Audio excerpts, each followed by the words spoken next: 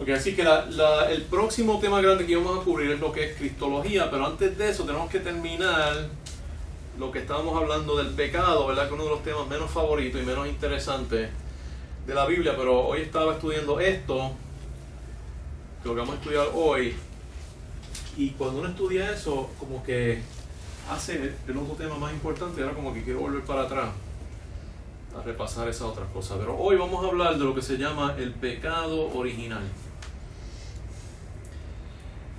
Y es un tema que tengo bastantes notas aquí, pero me doy cuenta que esas notas más nunca son exhaustivas, y me he puesto a leer varios libros de teología acerca de eso, más entrar por internet y eso, encima de mis notas previo, ¿verdad? Porque esto lo habíamos enseñado antes. Y como muchas de estas cosas en la Biblia, ¿verdad? Son paradójicas, y lo que nosotros queremos hacer es entender, ¿verdad?, la naturaleza de la pregunta, la naturaleza del problema, y tener una idea, por lo menos el comienzo de una contestación basada en la Biblia, y también entender otros puntos de vista, incluyendo puntos de vista que están incorrectos, porque mucha gente todavía los tiene, y ¿verdad?, otros puntos de vista que podemos considerar que están correctos. Esto se basa en la idea que en nuestra experiencia, ¿verdad?, el pecado está por todos lados, ¿verdad? Todo el mundo sin fallar peca. Eso lo vemos entre nosotros. Por más que uno trata de hacer las cosas bien, ¿verdad?, uno siempre va a pecar, ¿verdad? Uno peca a veces haciendo cosas malas, a veces peca no haciendo las cosas que debería hacer, ¿verdad? Por comisión, por omisión. Lo vemos en nuestras amistades, lo vemos obviamente en nuestras parejas, ¿verdad? Y ellos aseguran que lo ven en nosotros. A veces uno no lo ve. Uno sabe que está ahí, ¿verdad? Pero a veces uno no se da cuenta lo profundo que es. Lo vemos en líderes religiosos, pero lo más triste es cuando lo vemos en nuestros hijos, ¿verdad? Yo me recuerdo una vez que mis hijos chiquitos, ¿qué es lo que estaban haciendo?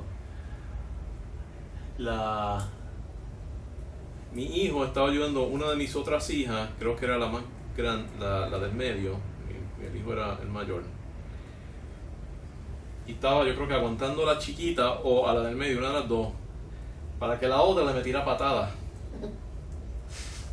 Porque esa le había hecho algo a la otra, y la otra era muy fuerte y no quería, era muy agresiva y no se quería dejarse dar, y mi hijo estaba ayudando a que la que fue la más débil, la víctima, castigara a la que le hizo algo mal, ¿verdad? Y yo la encontré haciendo, ¿qué ustedes están haciendo, verdad? Es una palabra un poquito más fuerte que eso, pero, ¿verdad? Uno dice, ¿dónde aprendieron esas cosas? De fábrica. Yo les decía, por ejemplo, hablaba de la regla de oro, ¿verdad? Que es: haz a los demás lo que tú quieres que te hagan a ti. Y la contestación es: sí, pero ella no hace eso, ¿por qué soy yo el que lo tengo que hacer? Pero no está entendiendo, no es haz a los otros lo que se hacen a ti, ¿verdad? Esa es la regla de cobre.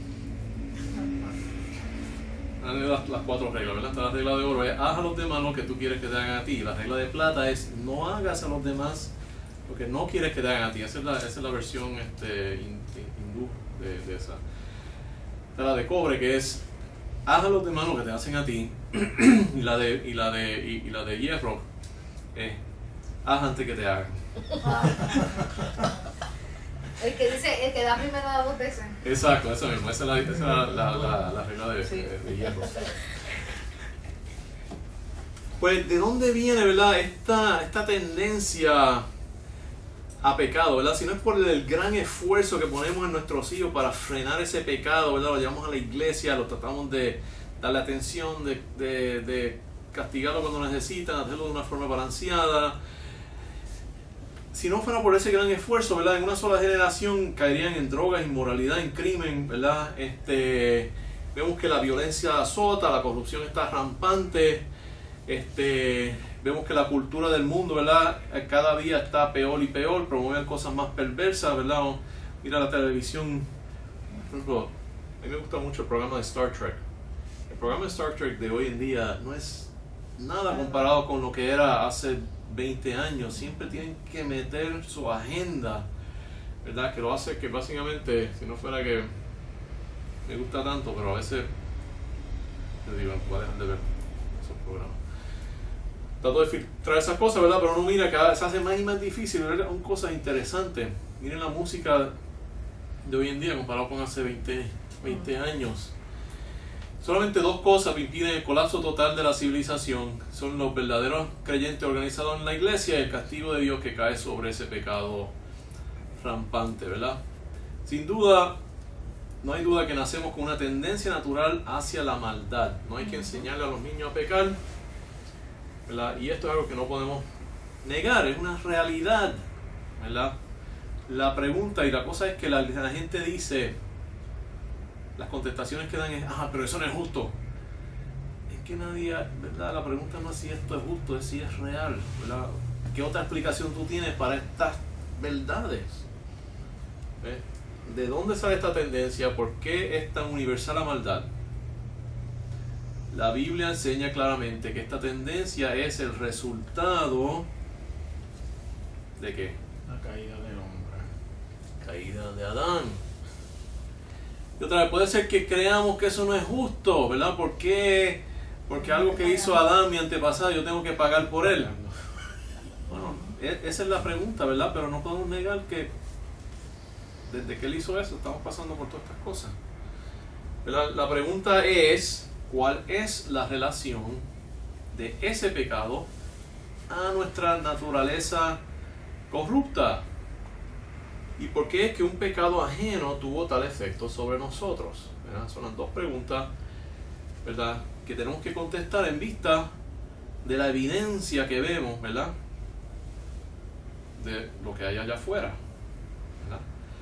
Cuando vemos la extensión del pecado, el hecho es que todos sin fallar algunos pecan, y la pregunta es ¿por qué? ¿Verdad? Ahora, gracias a Dios, ¿verdad? Una pregunta que no solamente usamos nuestra experiencia y la lógica, pero la Biblia habla acerca de eso. El pasaje más importante es Romanos 5, que lo vamos a mirar al final.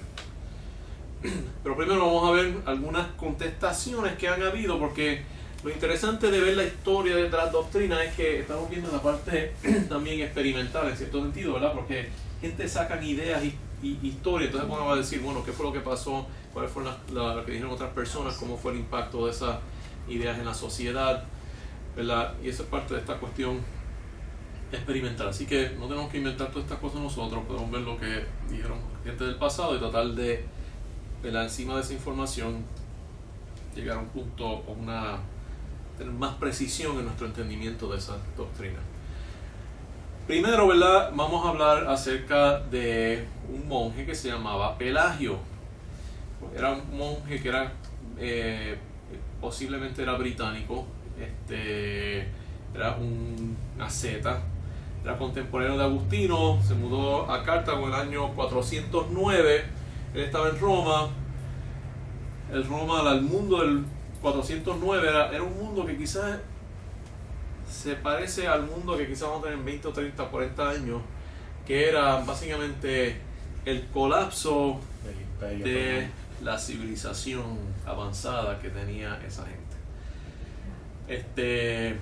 Y entonces, ¿verdad? Imagínense vivir durante ese tiempo. Él estaba viviendo en la ciudad más grande del mundo, la ciudad más poderosa del mundo, y vinieron unas gangas de... Los bárbaros. Unas gangas de inmigrantes ilegales, ¿verdad? Creo que fue Alaric, ¿verdad? Con su ganga de asesinos, ¿verdad?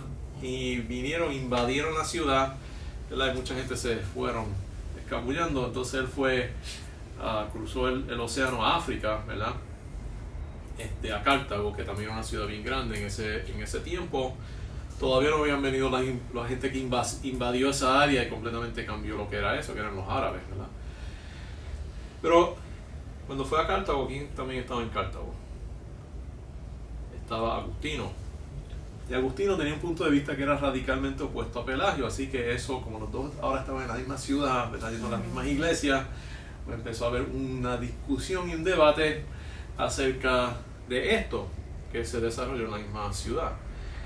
Él era un moralista, estaba preocupado. ¿Qué hace un moralista? ¿Cuál es la preocupación de los moralistas?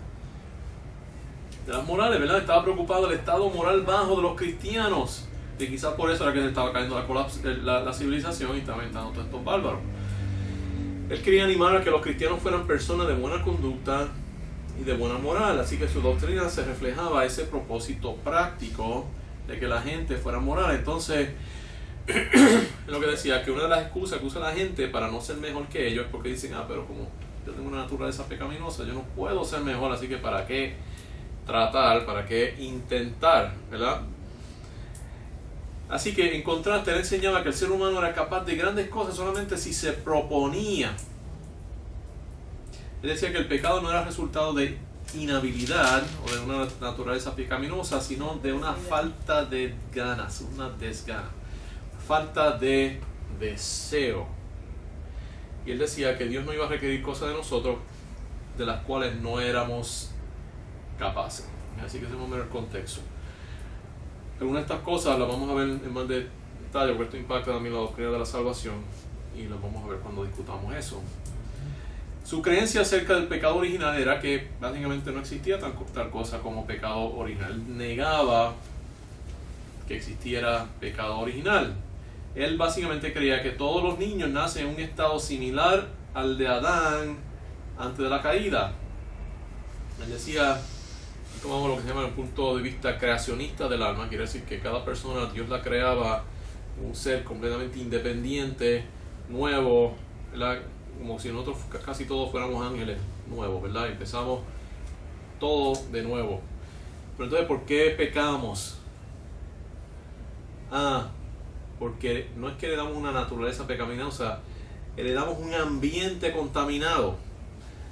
Pero la cosa es que, en cierto sentido eso no hace mucho, ahora me pongo a pensar, no hace mucho sentido porque entonces Adán contaminó el ambiente y somos parte de un ambiente contaminado y eso nos lleva a pecar, pero ese ambiente contaminado contamina todo menos nuestra naturaleza, menos nuestro ser. Eso como que no hace sentido, ¿verdad? Nuestro cuerpo es parte de nuestro ambiente. Eso no está en mis notas, eso es algo que me vino a la mente ahora. O sea, si el pecado de Adán contaminó la naturaleza y el ambiente, ¿por qué no contaminó su ser que estaba mucho más cerca de ese pecado? Pero él no creía eso, ¿verdad? Porque eso entonces lo condenaba. No creía en una naturaleza pecaminosa, entonces pues Adán era una mala influencia. No creía en una naturaleza pecaminosa heredada y no pensaba que ni el pecado contaminaba nuestra naturaleza, ni nuestra naturaleza influenciaba nuestros pecados. Tampoco había, como no hay una naturaleza pecaminosa, tampoco había la necesidad de una gracia transformadora. La gracia simplemente era una influencia positiva de Dios sobre el ser humano que venía a través de tres cosas. Otra vez, el ambiente, la parte positiva del ambiente y las enseñanzas de la Biblia. Pero Moisés, al igual que Jesucristo, todo era básicamente lo mismo. Todo era igualmente accesible a través de la creación y a través de la palabra escrita. ¿Qué era lo que está diciendo? Que la gracia no tenía un aspecto supernatural. La salvación no era un milagro, era simplemente el resultado de una decisión que hacía independientemente el individuo, ¿verdad? Cuando pero esa es la parte más de la salvación, pero que el pecado era simplemente el resultado de una decisión libre. Por el albedrío. Libre albedrío. O sea, él enfatizaba mucho, todos tenemos libre albedrío y el pecado es resultado de ese libre albedrío, no es resultado de ninguna otra cosa. Y Y por lo tanto, el pecado de Adán simplemente fue el primero en una cadena larga de pecados, pero no, mi pecado no está conectado al de él, excepto que por mal ejemplo. Él como quiera nunca, o sea, es imposible quitar, como dije, ¿verdad? Aún ese mal ejemplo es parte de como de algo que nos pasó a Adán. Y es imposible completamente. Una consecuencia, un chain reaction. O sea, el pelagianismo puro es casi imposible, ¿verdad? Siempre todos están como tirando un poquito más hacia el otro punto de vista. Tengo hablamos siempre del pecado de Adán, el pecado, pero quien tuvo y quien cometió el primer pecado fue Eva. Eso es bien interesante. Eso es bien interesante. ¿Quién fue el primero que pecó? Porque la cosa es que nosotros, la manera que lo vemos es que Eva estaba en el jardín, ¿verdad? La serpiente se le apareció, ella, ¿verdad? Tomó, pecó, y entonces fue a buscar a Adán, ¿verdad? A decir, mira, ahora te toca a ti. Pero eso no es lo que dice el pasaje. El pasaje dice que ella tomó y le dio a su esposo con ella, que estaba allí. Así que ¿de quién era la responsabilidad de que Eva no pecara? De Adán. De Adán. Pero porque de Adán, si Dios le dio el libre albedrío. Porque Dios le dio el Ella lo cogió. Pero Adán era responsable de enseñarle las leyes y los preceptos que Dios le dio a él. Y Adán ¿Dónde tenía dice que era responsable? Él fue el primero. No, y lo dice, Okay. lo Ella dice, sabía. lo implican muchas pasajes del Nuevo Testamento, pero la cosa es que ese mandato Dios no se lo dio a Eva, Dios se lo dio a Adán. Y la cosa es que la serpiente le preguntó a alguien lo que Dios dijo cuando ella no oyó lo que Dios dijo. Adán debió haber dicho, déjame yo contestarte porque fue conmigo que habló. Esto fue lo que él dijo. ¿Ves? Pero no, él como que yo creo que ahí lo que pasó con Adán es que él dijo, déjame ver qué pasa si Eva come del fruto. ¿Verdad? Cuando oyó lo que dijo la serpiente, dice, aquí hay una forma de saber si lo que dice la serpiente es cierto o no. Yo voy a dejar que Eva coma a ver qué pasa. ¿Ves? Y cuando él hizo eso, él pecó. Porque él abdicó su responsabilidad y experimentó con Eva, ¿verdad? Que fue la responsabilidad más grande que le dio Dios a Adán, de cuidarla, y se la entregó al diablo. ¿Ves? Y entonces eso quiere decir que ahí entonces Adán pecó antes que Eva y permitió entonces que Eva pecara. Que quiere decir que desde ahí es que viene que el hombre coge a la mujer de conejillo de India. Y Eva no dijo, déjame preguntarle a mi esposo. No, porque le dice a ella, ella confió.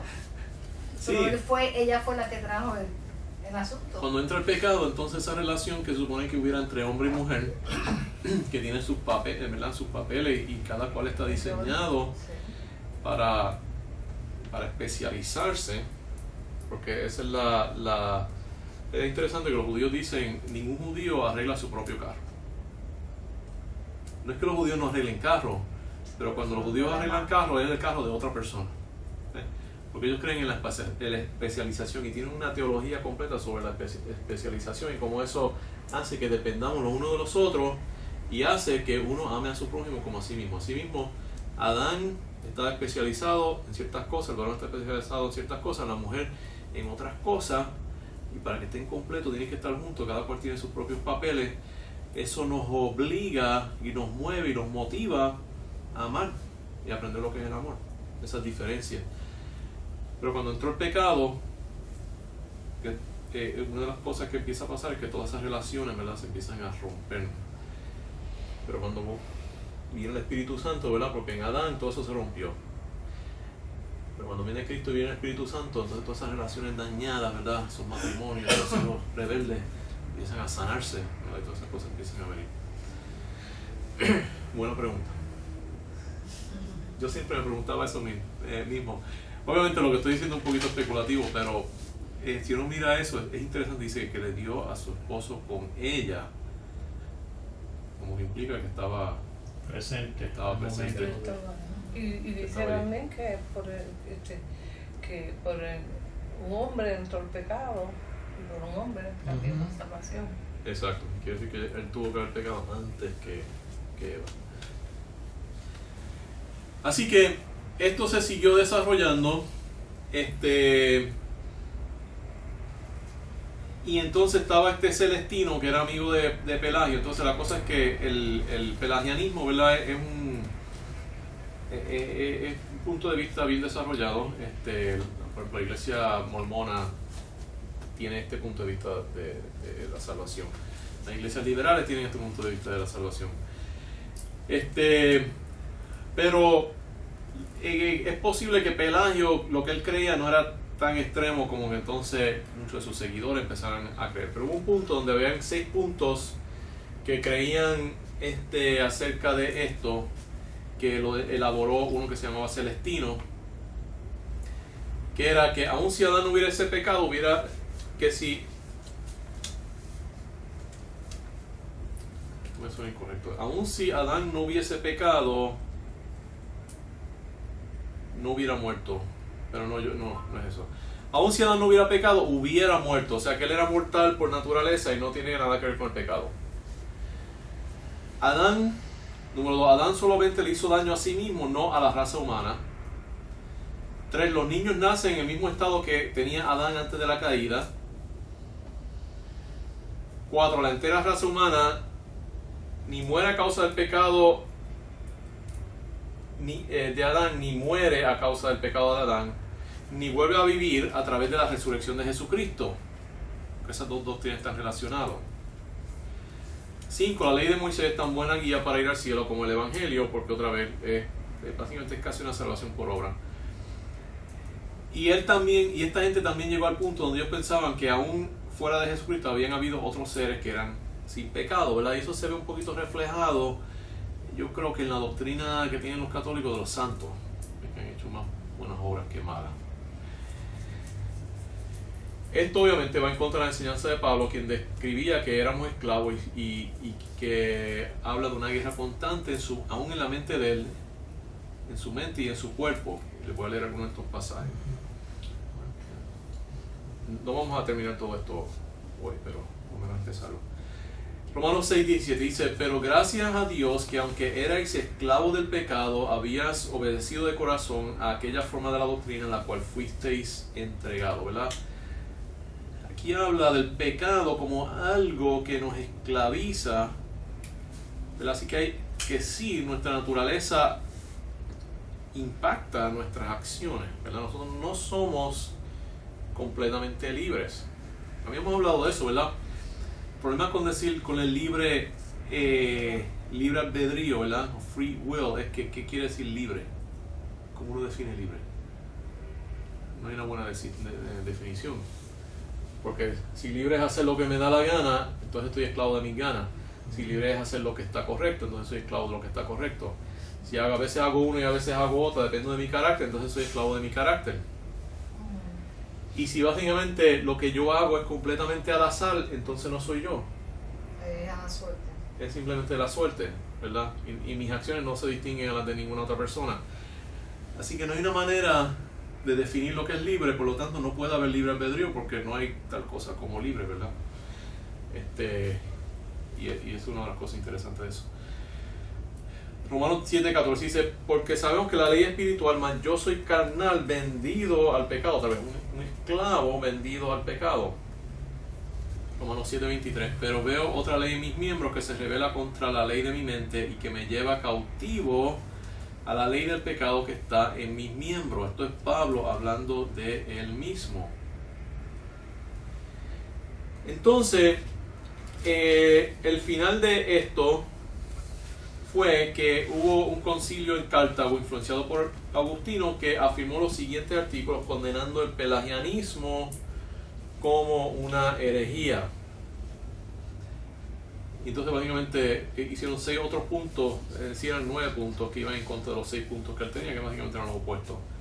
Decía: sí, la muerte no vino como una necesidad física, sino como una consecuencia del pecado.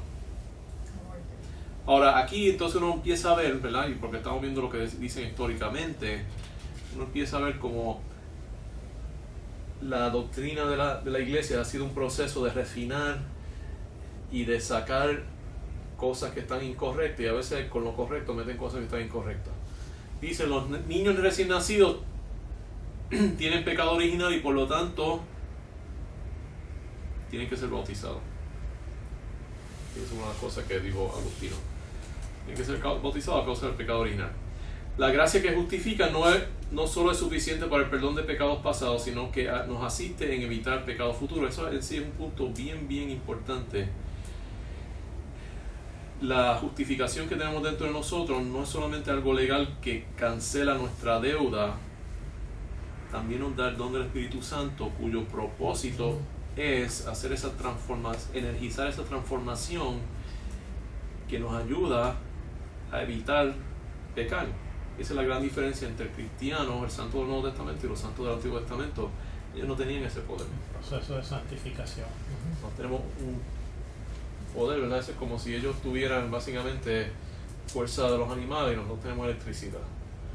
Con la electricidad se puede hacer muchas más cosas que uno no podía hacer con, ¿verdad? Usando los bueyes y las cosas que tenían antes.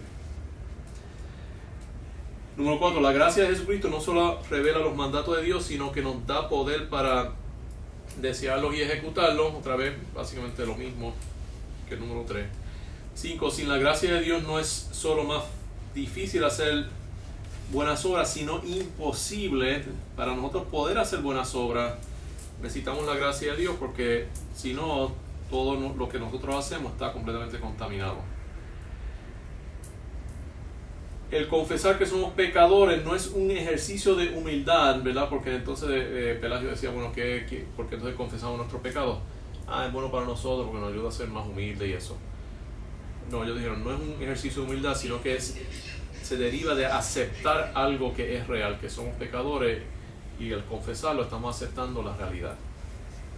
Lo mismo cuando oramos la frase, perdona nuestras deudas, eso no se refiere a mi vecino y a la humanidad en general, sino a mí como persona. Porque decía, cuando tú dices perdonar nuestras deudas, está hablando así, perdonarnos a todos nosotros, incluyendo a mis vecinos y yo como parte de la humanidad que es mala. No, yo también tengo deuda.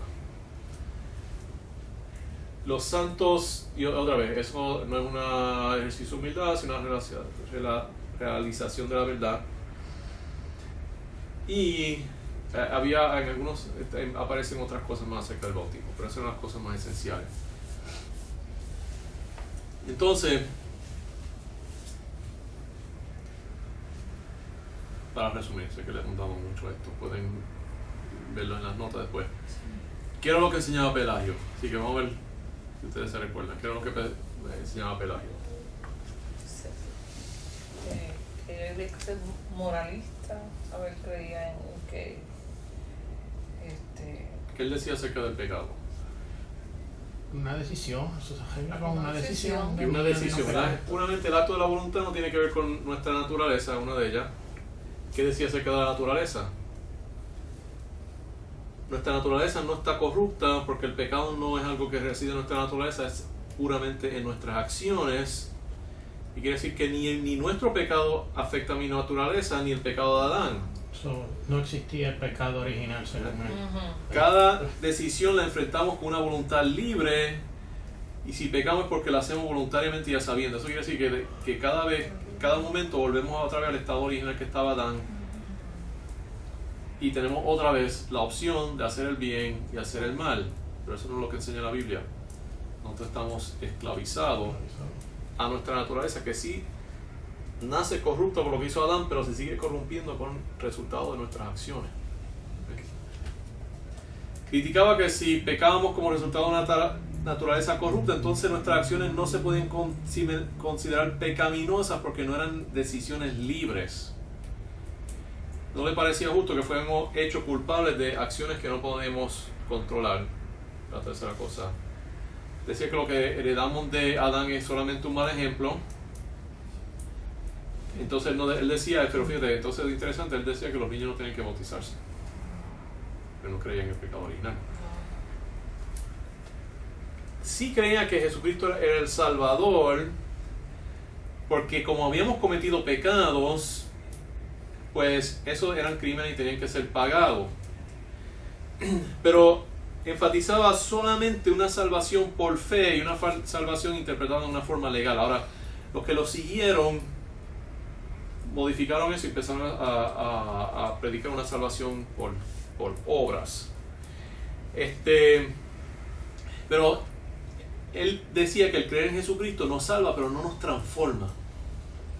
Y la cosa interesante es que eso todavía como que hay mucho esa actitud, ¿no? La gente como que no entendemos ese aspecto transformador de la salvación y de la obra del Espíritu interna dentro de nosotros.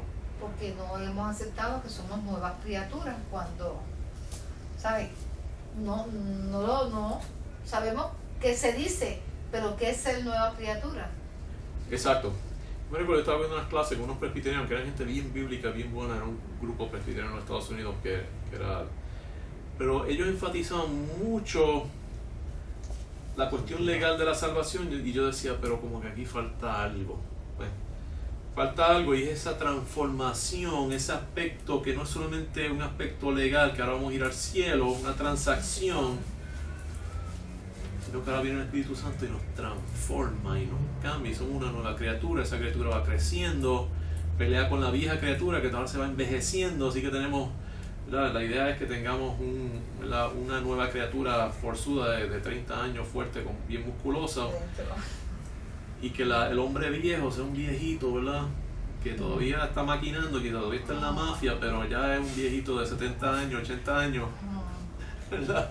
Que los otros mafiosos tienen que llevarlo de la mano con su bastón, pues ya no tiene tanto poder, ¿verdad?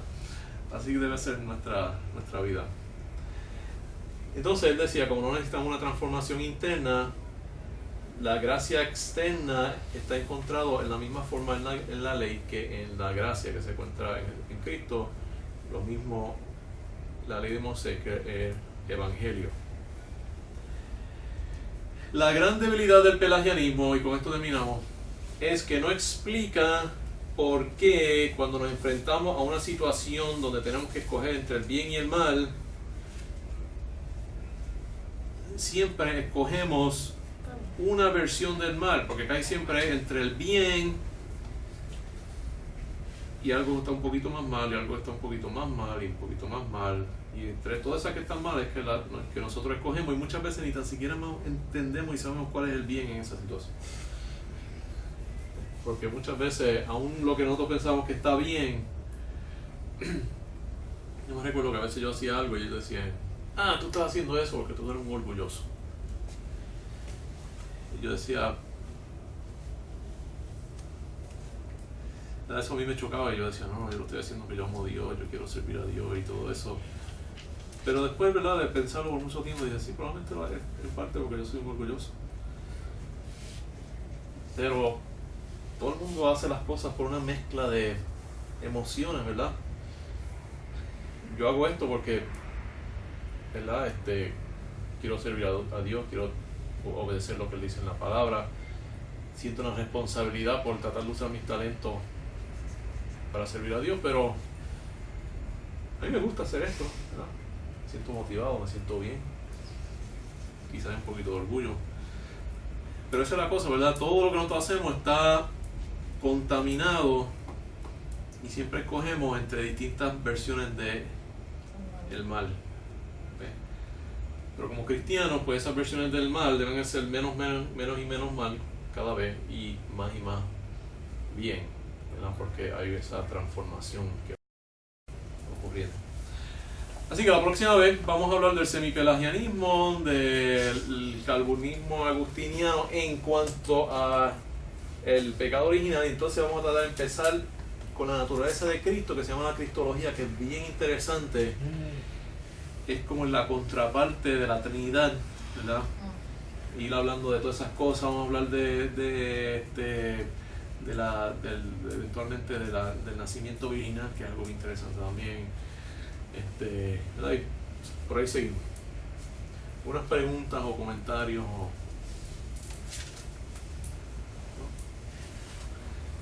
Espero entenderlo. No, y sigan, y si tienes preguntas, recuerda, Sí. hazlas, lee porque en esas preguntas yo también aprendo. A veces uno se pone a estudiar eso, pero cuando uno se para aquí y empieza a hablar como eso que estaba diciendo, y dice, qué interesante, ¿verdad? Que dije que me salí de las notas.